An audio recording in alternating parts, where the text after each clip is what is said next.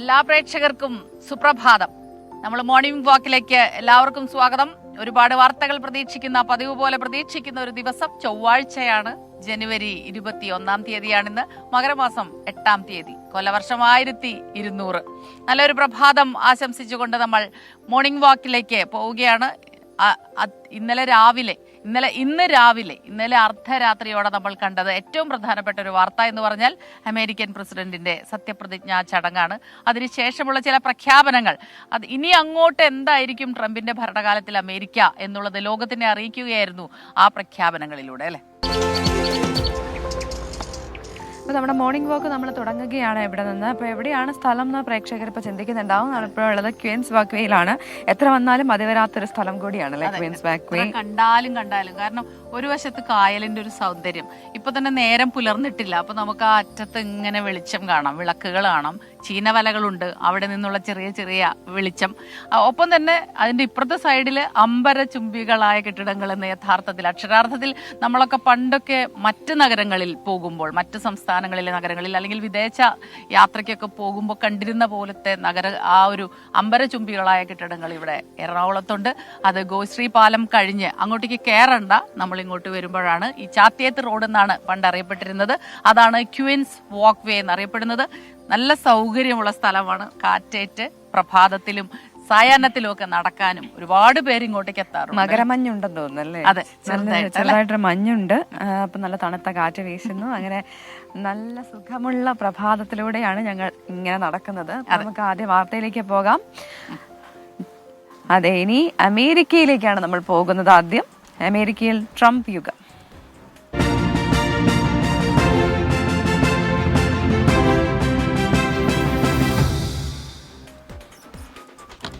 അപ്പൊ അമേരിക്കയിൽ നമ്മൾ തുടക്കത്തിൽ പറഞ്ഞതുപോലെ തന്നെ ഡൊണാൾഡ് ട്രംപ് രണ്ടാമതും അധികാരത്തിലേറി. സത്യപ്രതിജ്ഞാ ചടങ്ങുകളൊക്കെ വളരെ വിപുലമായി തന്നെയാണ് നടന്നിരുന്നത്. പതിവിലും വ്യത്യസ്തമായി തന്നെ ലോക നേതാക്കളൊക്കെ തന്നെ പങ്കെടുത്ത ഒരു ചടങ്ങ്. പക്ഷേ പ്രവിത നേരത്തെ സൂചിപ്പിച്ചത് ഇവിടെ ചെറിയൊരു മഞ്ഞുണ്ട്. അതുപോലെ അവിടെയും കൊടും ശൈത്യമാണ്. അതിശൈത്യമായതിനെ തുടർന്നാണ് ക്യാപിറ്റോൾ കെട്ടിടത്തിനുള്ളിൽ അല്ലെ, അവിടെ വെച്ചിട്ടായിരുന്നു, ഇൻഡോറിലായിരുന്നു നടത്തിയത് സത്യപ്രതിജ്ഞാ ചടങ്ങ്. കൃത്യമായിട്ട് അദ്ദേഹത്തിന്റെ പോളിസി എന്താണ്, നയം, അത് പ്രഖ്യാപിക്കുകയും ചെയ്തിരുന്നു അല്ലേ? റിപ്പോർട്ടാണ്.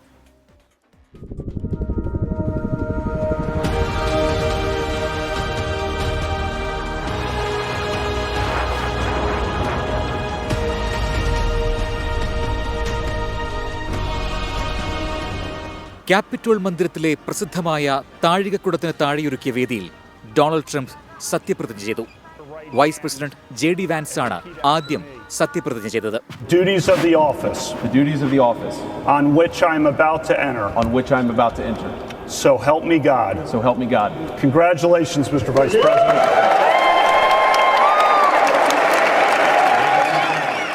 US സുപ്രീം കോടതി ചീഫ് ജസ്റ്റിസ് ജോൺ റോബർട്ട്സ് സത്യവാചകം ചൊല്ലിക്കൊടുത്തു.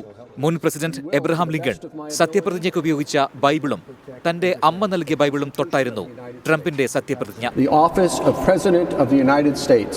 The office of President of the United States. The Constitution of the United States. The Constitution of the United States. So help me God. So help me God. Congratulations, Mr. President. സ്ഥാനമൊഴിഞ്ഞ president Joe Biden, സ്ഥാനമൊഴിഞ്ഞ vice president Kamala Harris, Indian വിദേശകാര്യമന്ത്രി doctor S. Jaishankar, മുൻ US പ്രസിഡന്റുമാരായ Bill Clinton, George Bush, Barack Obama, Hillary Clinton, Tesla CEO Elon Musk, Amazon CEO Jeff Bezos, Meta CEO Mark Zuckerberg, Argentina president Javier Milei, Chinese vice president Han Zheng, Italian president Giorgia Meloni, El Salvador president Nayib Bukele തുടങ്ങിയ നേതാക്കളുടെയും ശതകോടീശ്വരന്മാരുടെയും വലിയ നിര.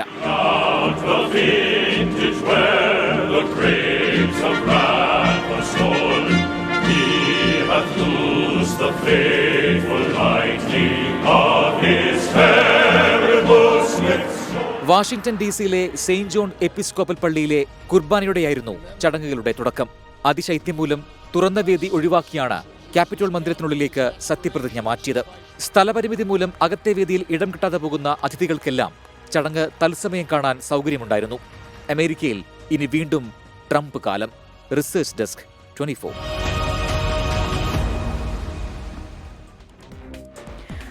അതാണ് ട്രംപിന്റെ സത്യപ്രതിജ്ഞയുമായി ബന്ധപ്പെട്ടുള്ള വിവരങ്ങൾ. പക്ഷേ അതേസമയം തന്നെ ട്രംപ് സത്യപ്രതിജ്ഞ ചെയ്യുമ്പോൾ തീർച്ചയായും ഏറെ ആകാംക്ഷയോടെ ലോകം ഉറ്റുനോക്കുന്നത്. അതിൽ തന്നെ ഏറ്റവും പ്രധാനപ്പെട്ടതെന്ന് പറയുന്നത് അമേരിക്കയിലെ അനധികൃത കുടിയേറ്റക്കാരെ ഒഴിപ്പിക്കുന്നതുമായി ബന്ധപ്പെട്ട് ട്രംപ് നടത്തിയിട്ടുള്ള പ്രഖ്യാപനം തന്നെയാണ്.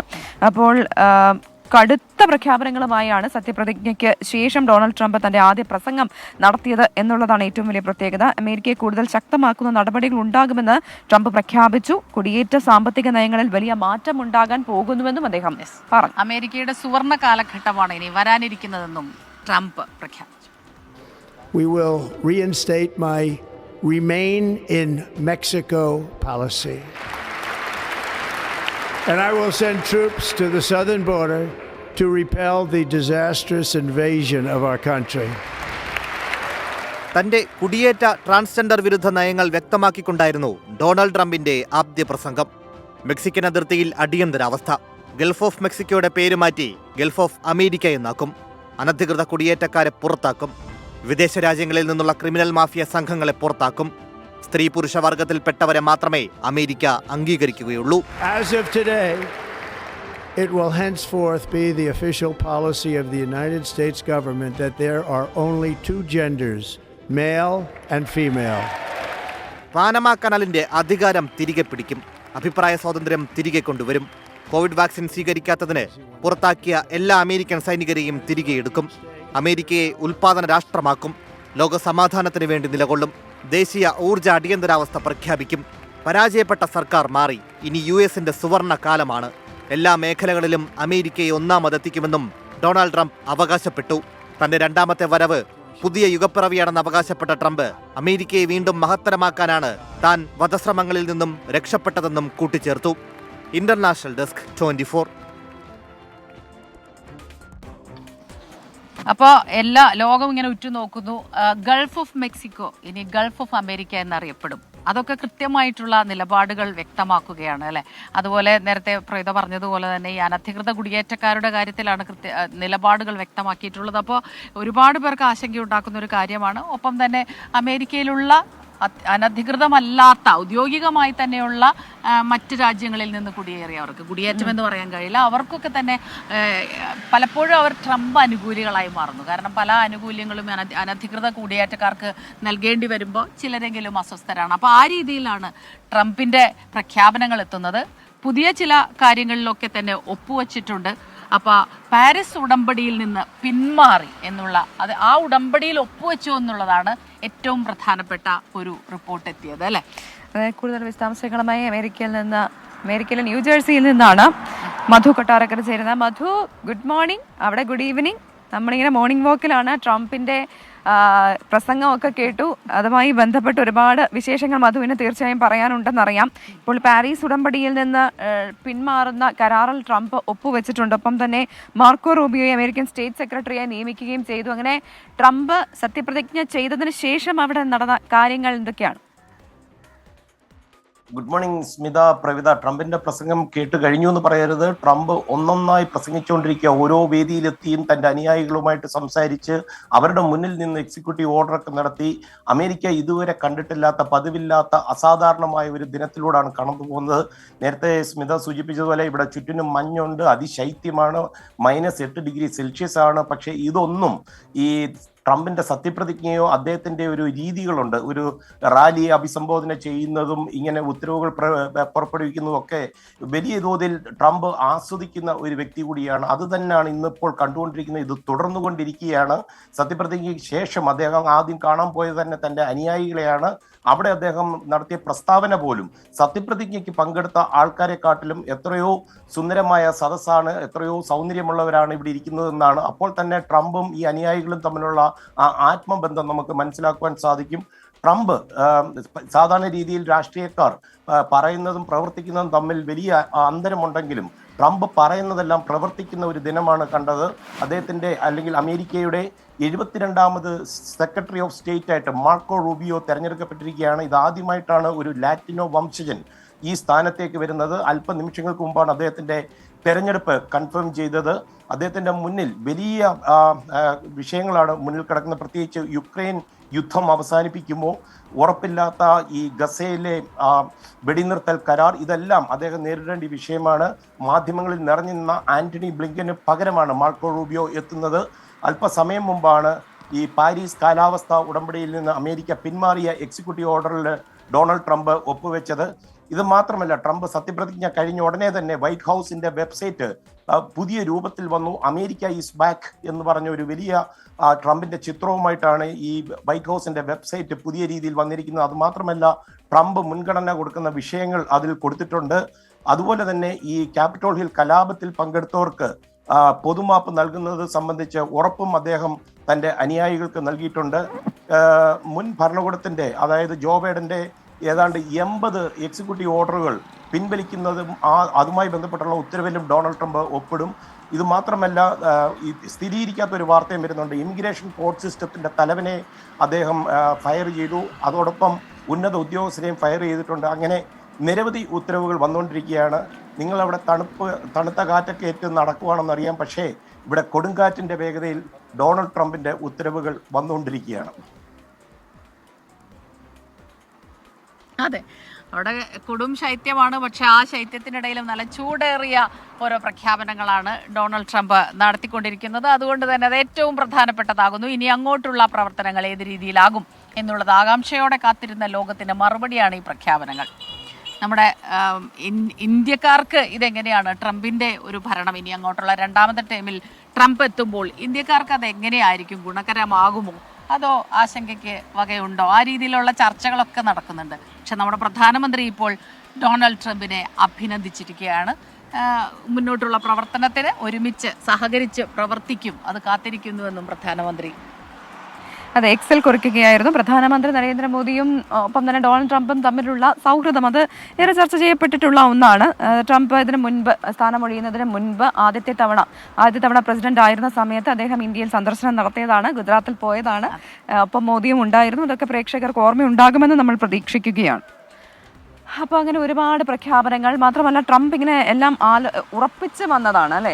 മുൻപുണ്ടായിരുന്ന പോലെയല്ല. രണ്ടാം തവണ അദ്ദേഹം അധികാരത്തിലെത്തുമ്പോൾ എന്തൊക്കെ കാര്യങ്ങൾക്ക് പ്രയോറിറ്റി കൊടുക്കണം, എന്തൊക്കെ കാര്യങ്ങൾ ചെയ്യണം എന്നുള്ള കാര്യത്തിൽ കൃത്യമായിട്ടുള്ള ധാരണയോടെ അത് ആദ്യ ഘട്ടത്തിൽ തന്നെ നടപ്പാക്കുമെന്ന് പറഞ്ഞിട്ടുള്ള കാര്യങ്ങൾ എങ്ങനെ നടപ്പാക്കും എന്നുള്ളതാണ് ഇനി ഈ ലോകം ഉറ്റുനോക്കുന്നത്. ഇപ്പോൾ സമയം 6 മണി കഴിഞ്ഞ് 14 മിനിറ്റ് ആയിരിക്കുന്നു. നമ്മൾ ഇനി പോകുന്നത് സംസ്ഥാനത്തെ വാർത്തകളിലേക്കാണ്. CPI സംസ്ഥാന സർക്കാരിനെ വിമർശിച്ച് ജനയുഗത്തിൽ എഴുതിയിരിക്കുന്നു. അത് പങ്കാളിത്ത പെൻഷൻ നടപ്പാക്കുന്നതുമായി ബന്ധപ്പെട്ട് അതിലുണ്ടായിട്ടുള്ള ഈ സർക്കാർ നിരാശപ്പെടുത്തി എന്നുള്ള രീതിയിലാണ്, ജനാധിപത്യ മര്യാദ കാട്ടിയില്ല സർക്കാർ എന്ന വിമർശനവുമായാണ് CPI സർവീസ് സംഘടനയുടെ ജോയിന്റ് കൗൺസിൽ പണിമുടക്ക് നോട്ടീസ് നൽകിയിട്ടും ചർച്ചയ്ക്ക് വിളിക്കാത്തതാണ് സംഘടനയെ പ്രകോപിപ്പിച്ചത്. ചർച്ചയ്ക്ക് വിളിക്കാത്തത് സർക്കാരിന് അഭിമാന പ്രശ്നമുള്ളത് കൊണ്ടാണോ എന്ന് അറിയില്ല എന്നും joint council general secretary Jayas Chandran Kallingal 24നോട് പ്രതികരിച്ചു. നാളെയാണ് ജോയിന്റ് കൗൺസിലിന് കീഴിലുള്ള സർക്കാർ ജീവനക്കാരുടെ സംഘടനകൾ പണിമുടക്ക് പ്രഖ്യാപിച്ചിരിക്കുന്നത്. പങ്കാളിത്ത പെൻഷൻ പിൻവലിക്കുക, ശമ്പള പരിഷ്കരണ DA കുടിശ്ശികൾ അനുവദിക്കുക തുടങ്ങിയ ആവശ്യങ്ങൾ ഉന്നയിച്ച് ഈ മാസം 3 തന്നെ ജോയിന്റ് കൗൺസിൽ ചീഫ് സെക്രട്ടറിക്ക് പണിമുടക്ക് നോട്ടീസ് നൽകിയിരുന്നു. എന്നാൽ ഡയസ്റ്റോൺ പ്രഖ്യാപിച്ചതല്ലാതെ സമരസംഘടനകളെ ചർച്ചയ്ക്ക് വിളിക്കാൻ സർക്കാർ തയ്യാറായില്ല. ചർച്ചയ്ക്ക് വിളിച്ചില്ല. നമ്മൾ ചീഫ് സെക്രട്ടറിക്കാണ് നോട്ടീസ് കൊടുത്തത്. സാധാരണ ഈ ഭരണത്തലവൻ എന്ന രീതിയിൽ ചീഫ് സെക്രട്ടറിക്ക് നോട്ടീസ് കൊടുക്കാറുള്ളത്. ചീഫ് സെക്രട്ടറിയെങ്കിലും ഒരു ചർച്ചയ്ക്ക് വിളിക്കേണ്ടതാണ്. അതായിരുന്നു ജനാധിപത്യ മര്യാദ. ആ മര്യാദ ഗവൺമെൻറ് കാണിച്ചില്ല. അത് എന്തൊക്കെ അഭിമാന പ്രശ്നമെല്ലാം ഗവൺമെൻറ് ഉണ്ടോ എന്ന് നമുക്കറിയില്ല. എന്തായിരുന്നാലും ഒരു സംഘടന പണിമുടക്ക് പ്രഖ്യാപിച്ചാൽ ആ സംഘടനയെ ചർച്ചയ്ക്ക് വിളിക്കുകയും അവർ പറയാനുള്ളത് കേൾക്കുകയും ചെയ്യുക എന്നുള്ളത് ഒരു ജനാധിപത്യ രീതിയാണ്. അത് സർക്കാർ പാലിച്ചില്ല എന്നുള്ള വിഷമം നമുക്കുണ്ട്. പങ്കാളിത്ത പെൻഷൻ പിൻവലിച്ച് സ്റ്റാറ്റ്യൂട്ടറി പെൻഷൻ പുനഃസ്ഥാപിക്കുമെന്ന ഒന്നാം പിണറായി സർക്കാരിന്റെ പ്രകടനപത്രികയിലെ വാഗ്ദാനം പാലിക്കാത്തതിലും CPI സർവീസ് സംഘടനകൾ സർക്കാരിനെ കുറ്റപ്പെടുത്തുന്നുണ്ട്. 2 പാർട്ടികളുടെയും ദേശീയ കമ്മിറ്റികൾ വളരെ അസന്നിഗ്ധമായി തന്നെ പങ്കാളിത്ത പെൻഷൻ അനാവശ്യമാണെന്നും പിൻവലിക്കപ്പെടേണ്ടതാണെന്നും കൃത്യമായി പറഞ്ഞു കഴിഞ്ഞു. സാധാരണ രീതിയിൽ ഇടതുപക്ഷ കക്ഷികൾ ചെയ്യുന്നത് അവരുടെ പാർട്ടി ദേശീയ നേതൃത്വത്തിൻ്റെ നയങ്ങൾ നടപ്പിലാക്കുകയാണ്. ആ നയങ്ങൾ നടപ്പിലാക്കണമെന്നാണ് ആവശ്യപ്പെട്ടുകൊണ്ടിരിക്കുന്നത്. അത് വേറെ കമ്മീഷൻ്റെ ഒന്നും ആവശ്യമില്ല. അതൊരു പ്രസക്തമല്ലാത്ത കാര്യമാണ്. എന്തിനാണ് വീണ്ടും പഠനം നടത്തുന്നത് ജീവനക്കാരെ വഞ്ചിക്കാനാണ് എന്ന് തന്നെ ഞങ്ങൾ കരുതുന്നു. വീണ്ടും പഠനം നടത്തേണ്ട ഒരു കാര്യമില്ല. ഒരു പഠന റിപ്പോർട്ട് വളരെ വ്യക്തമായി ഗവൺമെൻറ് മുന്നിലുണ്ട്. CPI സർവീസ് സംഘടനകൾ പണിമുടക്ക് പ്രഖ്യാപിച്ച നാളെ തന്നെ പ്രതിപക്ഷ സർവീസ് സംഘടനകളും പണിമുടക്കുകയാണ്. പ്രതിപക്ഷ സംഘടനകൾ കൂടി വന്നതോടെ പണിമുടക്ക് സർക്കാർ ഓഫീസുകളുടെ പ്രവർത്തനത്തെ സാരമായി ബാധിച്ചേക്കും. ആർ ശ്രീജിത്ത്, 24, തിരുവനന്തപുരം.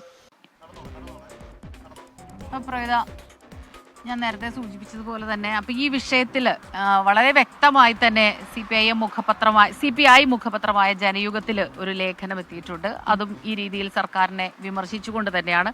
പങ്കാളിത്ത പെൻഷൻ പിൻവലിക്കുന്നതിൽ സർക്കാർ പരാജയമാണെന്നും ജീവനക്കാരുടെ സേവന വേതന അവകാശങ്ങൾ സംരക്ഷിച്ചില്ല എന്നും ലേഖനത്തിൽ വിമർശിക്കുന്നുണ്ട്. നാളത്തെ പണിമുടക്കിന്റെ പശ്ചാത്തലത്തിൽ CPI സർവീസ് സംഘടനയായ joint council general secretary Jayachandran Kallingal തന്നെയാണ് ആ ലേഖനം എഴുതിയിട്ടുള്ളത്. അർഹമായ ആനുകൂല്യങ്ങൾ നിഷേധിക്കുന്നത് അംഗീകരിക്കാനാകില്ല എന്നും ലേഖനത്തിൽ വിമർശനം ഉയരുന്നുണ്ട്.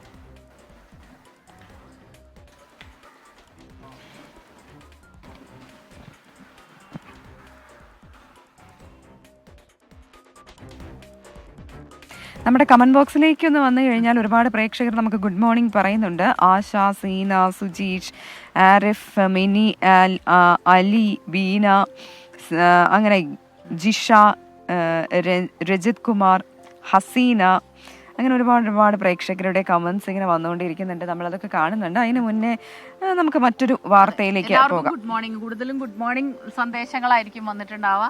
വളരെ പെട്ടെന്ന് ട്രംപിന്റെ വാർത്തയിലേക്കൊക്കെ പോകേണ്ടി വന്നു. അതുകൊണ്ടാണ് ആദ്യം ഞങ്ങൾ കമന്റ്സ് ഒന്നും വായിക്കാത്തത്. പോകെ കമന്റ്സ് ഒക്കെ വായിക്കാം. പ്രയുത പറഞ്ഞതുപോലെ വളരെ പ്രധാനപ്പെട്ട ഒരു വാർത്ത ഇന്നലെ വന്നത് ഷാരോൺ വധക്കേസിലെ പ്രതി ഗ്രീഷ്മയ്ക്ക് വധശിക്ഷ വിധിച്ചു എന്നുള്ളതാണ്. അപ്പോൾ ആ വധശിക്ഷ അത് നിലനിൽക്കില്ല. അപ്പോൾ അതിനെതിരെ അപ്പീൽ പോകാൻ ഒരുങ്ങുകയാണ് ഗ്രീഷ്മയുടെ കുടുംബം. അതെ, സാഹചര്യ തെളിവുകളുടെ അടിസ്ഥാനത്തിൽ വധശിക്ഷ വിധിച്ചത് നിലനിൽക്കില്ല എന്ന നിലപാടിലാണ് ഗ്രീഷ്മയുടെ അഭിഭാഷകർ. MG പ്രതീഷ് തിരുവനന്തപുരത്ത് നിന്ന് ചേരുകയാണ്. Pratheesh, good morning. ഈ ഗ്രീഷ്മയ്ക്ക് വധശിക്ഷ വിധിച്ചതുമായി ബന്ധപ്പെട്ട് മുൻ ജഡ്ജി കമാൽ പാഷ ഇതുമായി ബന്ധപ്പെട്ടുള്ള പ്രതികരണം നടത്തിയിരുന്നത് ഏറെ സമൂഹ മാധ്യമങ്ങളിൽ ചർച്ച ചെയ്യപ്പെട്ടതുമാണ്. അതായത് ഈ വധശിക്ഷ എന്നുള്ളത് നിലനിൽക്കുമോ എന്നുള്ള ആ ഒരു സംശയം തന്നെയാണ് അദ്ദേഹവും പ്രകടിപ്പിച്ചത്. അപ്പോൾ എന്തായാലും ഇപ്പോൾ ഗ്രീഷ്മയുടെ കുടുംബത്തിന്റെ ആലോചന എങ്ങനെയാണ്? വിവരങ്ങൾ. Good morning Smitha and Pravitha. Sharon വധക്കേസിൽ പ്രതി ഗ്രീഷ്മയ്ക്ക് വധശിക്ഷ ലഭിച്ച വിധി പ്രതിഭാഗത്തെ സംബന്ധിച്ച് ഏറെ ഞെട്ടലുണ്ടാക്കിയതാണ്. സാഹചര്യ തെളിവുകളുടെ അടിസ്ഥാനത്തിലുള്ള കേസിൽ വധശിക്ഷ നിലനിൽക്കില്ല എന്ന നിലപാടിലാണ് ഈ വിധി പുറത്തു വന്ന ശേഷവും പ്രതിഭാഗമുള്ളത്. അതിൻ്റെ കൂടി അടിസ്ഥാനത്തിൽ ഈ വിധിക്കെതിരെ അപ്പീൽ പോകാൻ തന്നെയാണ് തീരുമാനം. ഗ്രീഷ്മയുടെ മാതാപിതാക്കൾ ഇന്നോ നാളെയോ ഈ അഭിഭാഷകരുമായി കൂടിക്കാഴ്ച നടത്തും. അതിനുശേഷമായിരിക്കും അപ്പീൽ പോകുന്നത്. വിധി വന്ന ശേഷം 30 ദിവസത്തിനുള്ളിൽ അപ്പീൽ പോകാനുള്ള സാവകാശമാണ് പ്രതിക്കുള്ളത്. അതിൻ്റെ അടിസ്ഥാനത്തിൽ മേൽക്കോടതിയിൽ അപ്പീൽ പോകാനാണ് നിലവിൽ ഇവർ തീരുമാനിച്ചിട്ടുള്ളത്. മറ്റൊന്ന്, ഈ പ്രതിയുടെ പ്രായം കോടതി പരിഗണിച്ചില്ല എന്നതാണ്. 24 വയസ്സ് മാത്രമാണ് ഗ്രീഷ്മയുടെ പ്രായം. ഇതാ പ്രതിഭാഗം ഈ വാദം ഉന്നയിക്കുന്ന ഘട്ടത്തിലടക്കം ആവർത്തിച്ച് പറഞ്ഞ കാര്യമാണ്. പക്ഷേ അതുൾപ്പെടെ പൂർണ്ണമായും തള്ളിക്കൊണ്ടായിരുന്നു പ്രതി ഗ്രീഷ്മയ്ക്ക് നെയ്യാറ്റിൻകര സെഷൻസ് കോടതി വധശിക്ഷ വിധിച്ചത്. മറ്റൊന്ന്, നേരത്തെ പ്രവിത സൂചിപ്പിച്ച കാര്യമാണ്. കാരണം ഈ വധശിക്ഷ പുറത്തു വന്നതിന് പിന്നാലെ തന്നെ നിയമവിദഗ്ധരുടെ ഇടയിൽ തന്നെ വ്യത്യസ്ത അഭിപ്രായം ഇതുമായി ബന്ധപ്പെട്ടുണ്ട്. കാരണം മേൽക്കോടതിയിൽ പോകുമ്പോൾ ഇത്തരത്തിൽ ഉള്ള ഒരു ശിക്ഷ നിലനിൽക്കില്ല എന്നുള്ള അഭിപ്രായം പല കോണിൽ നിന്നും ഉയരുന്നുണ്ട്. എന്തായാലും ഈ പ്രതിഭാഗം ഇതുമായി ബന്ധപ്പെട്ട അപ്പീലുമായി മുന്നോട്ട് പോവുകയാണ്. ഏതെങ്കിലും തരത്തിൽ അത്തരത്തിലൊരു നടപടി പ്രതിഭാഗത്തിൻ്റെ ഭാഗത്തുണ്ടായാൽ നിയമപരമായി നേരിടുമെന്നതാണ് ഷാരോണിൻ്റെ കുടുംബവും ഇപ്പോൾ അറിയിക്കുന്നത്. പ്രവിത, സ്മിത. അപ്പൊ അങ്ങനെയാണ് ഇന്നലെ രണ്ട് സുപ്രധാന വിധികൾ വന്ന ദിവസമാണ്. അത് കൊൽക്കത്ത ആർജിക്കർ മെഡിക്കൽ കോളേജിലെ ജൂനിയർ ഡോക്ടറുടെ മരണത്തിലും. അപ്പൊ അവിടെ ജീവപര്യന്തമാണ് പ്രതിക്ക് ശിക്ഷ വിധിച്ചത്. ഇവിടെ ഗ്രീഷ്മയ്ക്ക്, ഷാരോൺ വധക്കേസിലെ പ്രതി ഗ്രീഷ്മയ്ക്ക് വധശിക്ഷയും. അപ്പൊ ആ രീതിയിലുള്ള ചർച്ചകളെല്ലാം തന്നെ നമ്മുടെ പ്രേക്ഷകർ ഇങ്ങനെ പറയുന്നത് കമന്റ് ബോക്സിലൊക്കെ നമ്മൾ കാണുന്നുണ്ടായിരുന്നു. ഇന്നിപ്പോൾ പ്രഭാതത്തിൽ അതെല്ലാം മറന്ന് ഗുഡ് മോർണിംഗ് തന്നെയാണ് എല്ലാവരും പറയുന്നത്. ഒരു നല്ല ദിവസം ആകട്ടെ, നല്ല വാർത്തകൾ റിപ്പോർട്ട് ചെയ്യാൻ കഴിയട്ടെ എന്നുള്ള ആശംസകൾ ഒരുപാട് പേര് പറയുന്നുണ്ട്. അതുപോലെ വർദ്ധിത വീര്യമില്ല എന്ന് ചില വിമർശനങ്ങളും വരുന്നുണ്ട്. വർദ്ധിത വീര്യം ഇങ്ങനെ ചാർജ് ചെയ്ത് വരുന്നേ ഉള്ളൂ. ഇപ്പോൾ ഉത്തരായന കാലമാണ്, രാത്രി കൂടുതലും പകൽ കുറവുമാണ്. അപ്പോൾ ഇപ്പോൾ നമ്മൾ മുകളിലേക്ക് നോക്കുമ്പോൾ സൂര്യൻ ഇങ്ങോട്ട് ഉദിക്കാൻ പോകുന്നേ ഉള്ളൂ. പക്ഷേ അവിടെ മുകളിൽ ചന്ദ്രൻ, അല്ലേ, അമ്പിളിയമ്മാവൻ ചന്ദ്രൻ ടാറ്റ പറയാൻ നിൽക്കുകയാണ്. അതെ പൂർണ്ണചന്ദ്രനല്ല. കഴിഞ്ഞ തിരുവാതിരയൊക്കെ കഴിഞ്ഞപ്പോഴേക്കും കുറേശ്ശെ കുറഞ്ഞു വരികയാണ്. നല്ല തെളിഞ്ഞ് തന്നെ നിൽക്കുന്നുണ്ട്. അപ്പൊ ഈ ഒരു പ്രഭാതത്തിന്റെ പ്രേക്ഷകരുടെ കമന്റ്സിലേക്ക് വളരെ വേഗം ഒന്ന് പോയാൽ ബീനാജയ് പറയുന്നു കവിതയും പാട്ടും വേണമല്ലോ, കമന്റും വായിക്കണം. ഒരു കവിത പെട്ടെന്ന് ഓർമ്മ വരുന്നല്ലോ. ഇത്ര നാൾ നാം അടുത്തു പരസ്പരം, അത്രമാത്രം പ്രപഞ്ചം മധുരിതം, അത്രമാത്രമേ നമ്മുടെ ജീവനും അർത്ഥമുള്ളൻ പ്രിയങ്കര താരമേ. പെട്ടെന്ന് ഓർമ്മ വന്നത് അതാണ്. അത് പറയുന്നത് എന്താ വെച്ചാൽ നമ്മളും പ്രേക്ഷകരും തമ്മിലുള്ള ഒരു ബന്ധമുണ്ടല്ലോ. ഞാൻ എപ്പോഴും ചിന്തിക്കാറുണ്ട്, മനുഷ്യർ പരസ്പരം സ്നേഹിക്കുമ്പോൾ നമ്മൾക്ക് ഒരു പരിചയമില്ലാത്ത ചില ആളുകളൊക്കെ വളരെ പെട്ടെന്ന് നമ്മുടെ ഹൃദയത്തിലേക്ക് നമ്മുടെ ഏറ്റവും അടുത്ത ബന്ധുക്കളെ പോലെ ആകുന്നത്. ആ ഒരു മാജിക്കിനാണ് നമ്മൾ സ്നേഹം എന്ന് പറയുന്നത്. അതുതന്നെയാണ് ജീവിതത്തെ അർത്ഥപൂർണ്ണമാക്കുന്നത്. ഈ പ്രഭാതത്തിൽ അങ്ങനെ ജീവിതം അർത്ഥപൂർണ്ണമാകുന്ന കാര്യങ്ങൾ നമുക്ക് ചെയ്യാൻ കഴിയട്ടെ, പരസ്പരം സ്നേഹിക്കാൻ കഴിയട്ടെ. മിനി ചോദിക്കുന്നുണ്ട്, സ്മിതക്കുട്ടി മുഖത്ത് നോക്കി പറയുമ്പോൾ പ്രവിത പിണങ്ങി നിൽക്കുന്നത് എന്താണ്? പിണങ്ങി നിൽക്കുന്നതല്ല, നമ്മൾ ഒന്നാമത് നമ്മളെ എന്താ കണ്ണൊക്കെ ഇങ്ങനെ തെളിഞ്ഞു വരുന്നതേ ഉള്ളൂ. അതൊന്ന്. രണ്ട്, നമ്മൾ നല്ല ലൈറ്റിന്റെ ഫ്രണ്ടിലാണ് നിൽക്കുന്നത്. അപ്പൊ ഇത്രയും ലൈറ്റ് കണ്ണിലേക്ക് അടിക്കുമ്പോൾ അത് നമുക്ക് ക്യാമറ ശരിക്ക് നോക്കാൻ എപ്പോഴും ഇങ്ങനെ ഫുൾ ടൈം നോക്കി നിൽക്കാൻ പറ്റില്ല. അതുകൊണ്ടാണ് അങ്ങനെ നിന്നത്, അല്ലാണ്ട് പിണങ്ങി നിന്നതല്ല. മോർണിംഗ് വാക്കിലേക്ക് എല്ലാ പ്രേക്ഷകർക്കും ഒരിക്കൽ കൂടി സ്വാഗതം. നമ്മളിപ്പോൾ നിൽക്കുന്നത് എറണാകുളം കൊച്ചിയിലെ ക്വീൻസ് വാക്ക് വേയിലാണ്. ഗോശ്രീ പാലങ്ങളിലേക്ക് കയറും മുൻപ് ഹൈക്കോടതിയുടെ അവിടെ നിന്ന് തിരിഞ്ഞ് കുറച്ച് ദൂരം ഇങ്ങോട്ട് സഞ്ചരിച്ച് കഴിയുമ്പോൾ ഈ ക്വീൻസ് വാക്ക് വേ ഉണ്ട്. ഇവിടെ ഒരുപാട് സൗകര്യങ്ങളുണ്ട്. നടക്കുന്നവർക്ക് നടക്കാനും വ്യായാമം ചെയ്യാനും ഒക്കെ വരുന്നവർക്കായി കാറ്റുകൊണ്ടിരിക്കാനായിട്ട് ബെഞ്ചുകളുണ്ട്. മനോഹരമായ പശ്ചാത്തലമാണ്. പ്രകൃതി ഭംഗി ആസ്വദിക്കാം, കായൽ കാഴ്ചകൾ കാണാം, ഒപ്പം നടക്കാം, ചിരിക്കാം, സവാരിക്കിറങ്ങാം. അങ്ങനെ ഒരുപാട് കാര്യങ്ങൾ ഇവിടെ ഒരുക്കിയിട്ടുണ്ട്. എനിക്ക് തോന്നിയ ഒരു കാര്യം, അതെ, നല്ല ഫ്രഷ് എയർ ഉണ്ട്. നമുക്കിങ്ങനെ സർക്കാർ സംവിധാനങ്ങൾ ഇതുപോലെയുള്ള പൊതുയിടങ്ങൾ ഒരുക്കുമ്പോൾ അത് സൂക്ഷിക്കുക എന്നുള്ളത് നമ്മുടെ ഓരോരുത്തരുടെയും ഉത്തരവാദിത്തമാണ്. ഇവിടെ കൃത്യമായിട്ട് പ്ലാസ്റ്റിക് വേസ്റ്റ് ഇടാനും അതുപോലെ ബയോ വേസ്റ്റുകൾ ഇടാനും ഒക്കെ ഉള്ള സൗകര്യങ്ങളുണ്ട്. ഇത് ക്ലീൻ ആക്കി വെക്കണം, അത് നമ്മുടെ ഓരോരുത്തരുടെയും ഉത്തരവാദിത്തമാണ്. ഒരിക്കൽ കൂടി ഓർമ്മിപ്പിക്കുകയാണ് ഈ പ്രഭാതത്തിൽ. ഇനി നമുക്ക് മലപ്പുറത്തേക്ക് പോകാം. ഇടപ്പാളിന് സമീപം മാണൂരിൽ KSRTC ബസ്സും ടൂറിസ്റ്റ് ബസ്സും കൂട്ടിയിടിച്ച് അപകടം. 30ഓളം യാത്രക്കാർക്ക് പരുക്കേറ്റു എന്നുള്ള വിവരം വരുന്നു. സമീർ ബിൻ കരീമാണ് മലപ്പുറത്ത് നിന്ന് ചേരുന്നത്. സമീർ, ഗുഡ് മോർണിംഗ് എന്ന് പറയുന്നതിൽ ഒരു ഔചിത്യക്കുറവുണ്ട്. രാവിലെ തന്നെ ഒരു അപകടത്തിന്റെ വാർത്തയാണ് നമ്മൾ പ്രേക്ഷകരിലേക്ക് എത്തിക്കുന്നത്. വാഹനാപകടങ്ങൾ ഇങ്ങനെ ഓരോ ദിവസവും കൂടി വരികയാണ്. ഇന്നിപ്പോൾ എന്താണ് സംഭവിച്ചത്? കൂടുതൽ വിവരങ്ങൾ. സ്മിത, പ്രവിത, ഇന്ന് പുലർച്ചെ 2:50 കൂടിയാണ് വാഹനാപകടം ഉണ്ടാകുന്നത്. സംസ്ഥാന പാതയിൽ എടപ്പാളിനടുത്ത് മാണൂരിലാണ് വാഹനാപകടം. KSRTC ബസ്സും ടൂറിസ്റ്റ് ബസ്സും തമ്മിൽ കൂട്ടിയിടിച്ചാണ് അപകടം എന്നുള്ളതാണ് നമുക്ക് മനസ്സിലാക്കാൻ കഴിയുന്നത്. 30ഓളം യാത്രക്കാർക്കാണ് പരിക്കേറ്റിരിക്കുന്നത്. പരിക്കേറ്റവരെ എടപ്പാൾ ആശുപത്രിയിലും കോട്ടക്കൽ മിംസ് ആശുപത്രിയിലും പ്രവേശിപ്പിച്ചിരിക്കുകയാണ്. ഇതിൽ 4 പേരെ നിലവിൽ തൃശൂർ മെഡിക്കൽ കോളേജിലേക്ക് മാറ്റിയിട്ടുണ്ട്. ഇവർക്ക് സാരമായ പരുക്കാണ് എന്നുള്ളതാണ് നമുക്ക് നിലവിൽ ലഭ്യമാകുന്ന വിവരം. കാസർഗോഡ് നിന്നും എറണാകുളത്തേക്ക് പോകുന്ന ടൂറിസ്റ്റ് ബസ്സും മാനന്തവാടിയിലേക്ക് പോകുന്ന KSRTC ബസ്സുമാണ് തമ്മിൽ കൂട്ടിയിടിച്ച് അപകടം ഉണ്ടായിരിക്കുന്നത്. ഇരു ബസ്സുകളുടെ മുൻഭാഗം ഭാഗികമായി തകർന്ന നിലയിലാണ്. അതുവഴി വന്ന യാത്രക്കാരും ഒപ്പം തന്നെ നാട്ടുകാരുമാണ് ഈ പരിക്കേറ്റവരെ നിലവിൽ ആശുപത്രിയിലേക്ക് മാറ്റിയിരിക്കുന്നത്. കൂടുതൽ വിവരങ്ങൾ ലഭ്യമാകുന്നു. ശരി, സമീർ ബിൻ കരീമാണ് വിവരങ്ങൾ നൽകിയത്. ഒരു പ്രേക്ഷകൻ ഷിഹാബ് ചോദിക്കുന്നു, ഞാൻ അയക്കുന്ന കമന്റ്സ് എന്താ വായിക്കാത്തത്? അങ്ങനെ ഇന്ന പ്രേക്ഷകന്റെ കമന്റ് എന്നില്ല. നമ്മൾ ഒരുമിച്ച് കുറെ പ്രേക്ഷകരുടെ കമന്റ്സ് ഇങ്ങനെ വന്നപ്പോൾ പേരുകൾ വായിച്ചു എന്ന് മാത്രം. ഇപ്പോൾ സമയം 6 മണി കഴിഞ്ഞ് 27 ആയിരിക്കുന്നു. ഇനി മറ്റൊരു വാർത്തയിലേക്കാണ് പോകുന്നത്. അപ്പോൾ നിയമസഭയിലേക്കാണ് നന്ദി പ്രമേയ ചർച്ച ഇന്ന് ആരംഭിക്കും. ഗവർണറുടെ നയപ്രഖ്യാപന പ്രസംഗത്തിന് നന്ദി രേഖപ്പെടുത്തുന്ന പ്രമേയത്തിന്മേലുള്ള ചർച്ച 3 ദിവസം നീണ്ടു നിൽക്കും. TP രാമകൃഷ്ണനാണ് പ്രമേയ അവതാരകൻ. രാഷ്ട്രീയ വിമർശനങ്ങൾ യഥേഷ്ടം ഉന്നയിക്കാം. അതുകൊണ്ട് തന്നെ നന്ദി പ്രമേയ ചർച്ചയിൽ സർക്കാരിനെതിരായ ആരോപണങ്ങൾ ഉയർന്നേക്കും. വിവരങ്ങളുമായി MG പ്രതീഷാണ് ചേരുന്നത് തിരുവനന്തപുരത്ത് നിന്ന്. പ്രതീഷ്, 3 ദിവസമാണ് നീണ്ടു നിൽക്കുക നന്ദി പ്രമേയ ചർച്ച.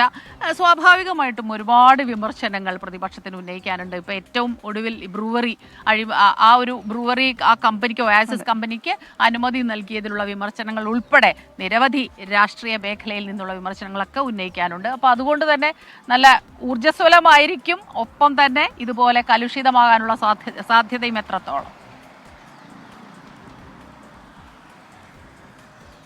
സ്മിത, ഗവർണറുടെ നയപ്രഖ്യാപനത്തിന് മേലുള്ള നന്ദിപ്രമേയ ചർച്ചകളിലേക്ക് നിയമസഭ കടക്കുകയാണ്. രാവിലെ 9 മണിക്ക് ചോദ്യോത്തരവേള ഇല്ലാത്തതിനാൽ ശ്രദ്ധ ക്ഷണിക്കലോടെയായിരിക്കും ഇന്ന് നിയമസഭ ആരംഭിക്കുന്നത്. പ്രതിപക്ഷം അടിയന്തര പ്രമേയം കൊണ്ടുവന്നാൽ 10 മണിയോടുകൂടി അതും പരിഗണനയ്ക്കെടുക്കും. അതിന് ശേഷമായിരിക്കും ഈ നന്ദിപ്രമേയ ചർച്ചകൾ നടക്കുന്നത്. സ്മിത സൂചിപ്പിച്ചതുപോലെ തന്നെ സർക്കാരിനെ സംബന്ധിച്ചും ഈ സർക്കാരിനും ഒപ്പം കേന്ദ്ര സർക്കാരിനെതിരെ പറയാനും ഒപ്പം സർക്കാരിനെതിരെ പ്രതിപക്ഷത്തിന് പറയാനും നിരവധി വിഷയങ്ങൾ മുന്നിലുണ്ട്. ഈ നന്ദിപ്രമേയ ചർച്ചയ്ക്കിടെ പ്രതിപക്ഷത്തിന്റെയും ഭരണപക്ഷത്തിന്റെയും വലിയ വിമർശനങ്ങൾ ഉയർന്നു വന്നേക്കാം. വിവാദ വിഷയങ്ങളടക്കം ഈ നന്ദിപ്രമേയ ചർച്ചയ്ക്കിടെ വരുമെന്ന കാര്യത്തിൽ സംശയമില്ല. TP രാമകൃഷ്ണനാണ് പ്രമേയ അവതാരകൻ. ഇതുമായി ബന്ധപ്പെട്ട പ്രതിപക്ഷത്തിന്റെ വിവിധ നിലപാടുകളും ഈ നന്ദിപ്രമേയ ചർച്ചയിൽ അവതരിപ്പിക്കും. മറ്റൊരു പ്രധാനപ്പെട്ട കാര്യം ഇന്ന് ഈ UGC ചട്ടഭേദഗതിക്കെതിരായി നിയമസഭ പ്രമേയം പാസാക്കും. പ്രതിപക്ഷത്തിന്റെ ഒരു ആവശ്യം കൂടി പരിഗണിച്ചുകൊണ്ടായിരുന്നു ഈ UGC ചട്ട പരിഷ്കരണത്തിനെതിരെ പ്രമേയം അവതരിപ്പിക്കുന്നത്. മുഖ്യമന്ത്രിയായിരിക്കും പ്രമേയം അവതരിപ്പിക്കുന്നത്. ഈ ചട്ടപരിഷ്കരണത്തിലൂടെ ഈ VC-മാരുടെ നിയമനവുമായി ബന്ധപ്പെട്ടുള്ള പരമാധികാരം ചാൻസലർ കൂടിയായ ഗവർണർക്ക് നൽകിക്കൊണ്ടാണ് UGC ചട്ടങ്ങൾ പരിഷ്കരിച്ചത്. ഇത് ഒരു തരത്തിലും അംഗീകരിക്കാൻ കഴിയില്ല എന്നതാണ് സംസ്ഥാനത്തിന്റെ നിലപാട്. ഇതുൾപ്പെടെയുള്ള വിമർശനങ്ങൾ ഉയർത്തിക്കൊണ്ടായിരിക്കും MG പ്രതീഷാണ് വിവരങ്ങൾ നൽകുന്നത്. അപ്പൊ 3 ദിവസം നീണ്ടു നിൽക്കുന്ന നന്ദി പ്രമേയ ചർച്ച അതിനാണ് ഇന്ന് തുടക്കമാകുന്നത്. നമ്മളിനി മറ്റൊരു വാർത്തയിലേക്ക് പോകണം അല്ലെ, വളരെ പെട്ടെന്ന്. CPIM പാലക്കാട് ജില്ലാ സമ്മേളനത്തിന് ഇന്ന് തുടക്കമാവുകയാണ്. പ്രതിനിധി സമ്മേളനം രാവിലെ CPIM സംസ്ഥാന സെക്രട്ടറി MB ഗോവിന്ദൻ ഉദ്ഘാടനം ചെയ്യും. പൊതുസമ്മേളനം 23-ന് വൈകിട്ട് മുഖ്യമന്ത്രി പിണറായി വിജയൻ ഉദ്ഘാടനം ചെയ്യും. 409 പ്രതിനിധികൾ ജില്ലാ സമ്മേളനത്തിൽ പങ്കെടുക്കും. കൊഴിഞ്ഞാമ്പാറയിൽ ഒരു വിഭാഗം പാർട്ടിയിൽ നിന്ന് വിട്ടുനിൽക്കുന്നതടക്കമുള്ള വിഭാഗീയ നീക്കങ്ങൾ ചർച്ചയാകും. പാർട്ടി യോഗങ്ങളിൽ വിമർശനങ്ങൾ ഏറ്റുവാങ്ങിയ NN കൃഷ്ണദാസ്, PK ശശി എന്നിവർക്കെതിരായ നടപടിയും ചർച്ചയാകും.